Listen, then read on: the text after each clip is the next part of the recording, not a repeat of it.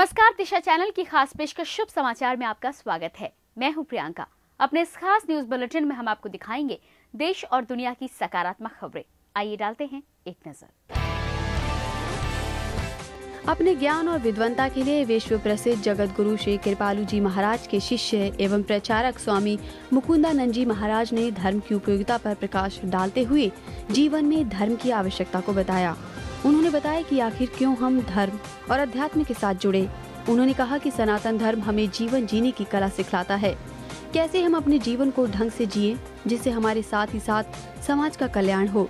मुकुंदानंद जी ने कहा कि अगर हमारा मस्तिष्क स्वस्थ है और हमारे दिमाग में कोई तनाव नहीं है तो हम आनंद का अनुभव करते हैं, और अगर टेंशन है तो स्वर्ग में बैठकर भी स्वर्ग का आनंद नहीं ले सकते हैं। इसलिए धर्म आपके अंदर की शुद्धि का मार्ग प्रशस्त करता है। इसके साथ ही उन्होंने धर्म और विज्ञान की उपयोगिता के बारे में बताया। स्वामी मुकुंदानंद जी महाराज ने ये बातें दिशा चैनल में इंटरव्यू के दौरान कही। स्वामी जी ने चैनल परिसर में पधारकर चैनल की गतिविधियों को देखा और दिशा परिवार के सभी सदस्यों को आशीर्वाद दिया।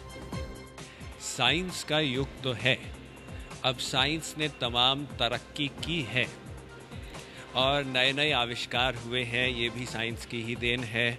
साइंस के माध्यम से हमारी औसत आयु बढ़ गई है, लेकिन जहाँ तक मन की बात है तो वहाँ पर साइंस फेल हो जाता है। पिछली शताब्दी के सबसे बड़े वैज्ञानिक थे एल्बर्ट आइंस्टाइन।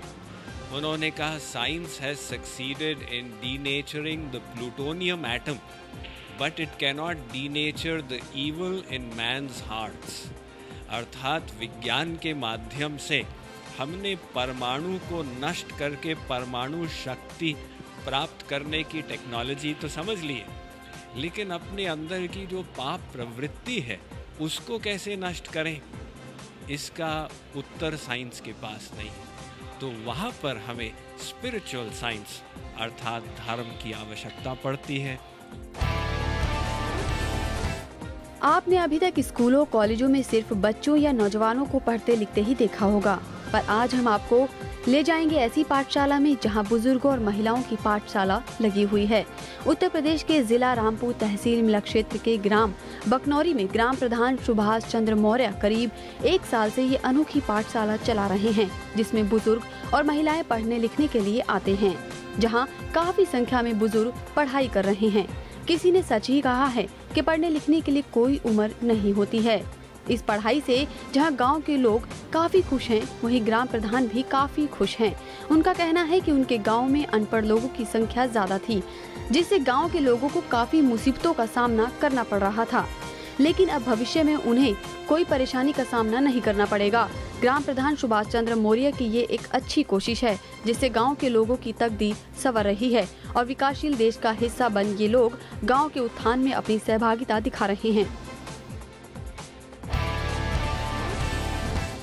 अगर आप ऑस्ट्रेलिया के पक्षी ईमू को देखना चाहते हैं तो इसके लिए आपको ऑस्ट्रेलिया जाने की जरूरत नहीं पड़ेगी। जी हाँ, अब ये पक्षी उत्तराखंड के काशीपुर में ही देखा जा सकता है।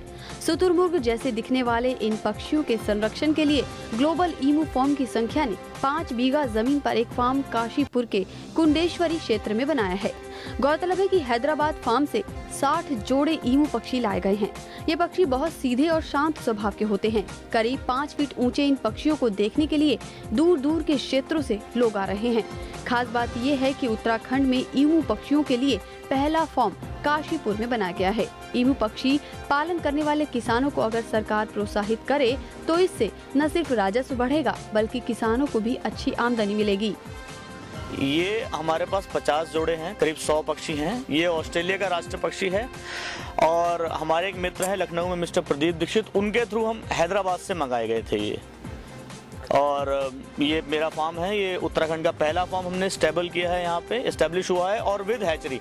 ये उत्तराखंड की पहली हैचरी हमारे पास है, जिसमें से अब तकरीबन हम पे 500 अंडे आ भी चुके हैं इस फार्म में से और 100 बच्चे आ चुके हैं। और भी फार्मर्स जिनके अभी हमारे बाद या हमसे हमारे थ्रू जो और फार्म खुले हैं वो भी अपने अंडे हमारी हैचरी में आके लगाए गए हैं। ये वैसे जो पक्षी बहुत ही शांत स्वभाव के होते हैं और जंगली प्रवृत्ति के जानवर होते हैं। इनकी लाइफ जो होती है करीब उम्र इनकी पूरे 40 से 50 साल की उम्र होती है और करीब 30 से 35 साल तक ये अंडा दे पाते हैं। ये ईमू बर्ड है, ऑस्ट्रेलिया से आई बर्ड है, इसको कहते हैं ईमू। ये पक्षी पालन उद्योग, लघु उद्योग वगैरह के को डेवलप करने के लिए यहाँ पे लाया गया है। गवर्नमेंट भी इसमें क्या नाम है सहायता कर रही है और बहुत बड़े स्तर पे ये बिजनेस किया जा रहा है। अभी के लिए बस इतना ही। अगर आपके पास कोई शुभ समाचार, प्रतिक्रिया या सुझाव है तो आप हमें SMS या मेल कर सकते हैं। कुछ और पॉजिटिव खबरों के साथ हम फिर होंगे हाजिर। तब तक के लिए नमस्कार।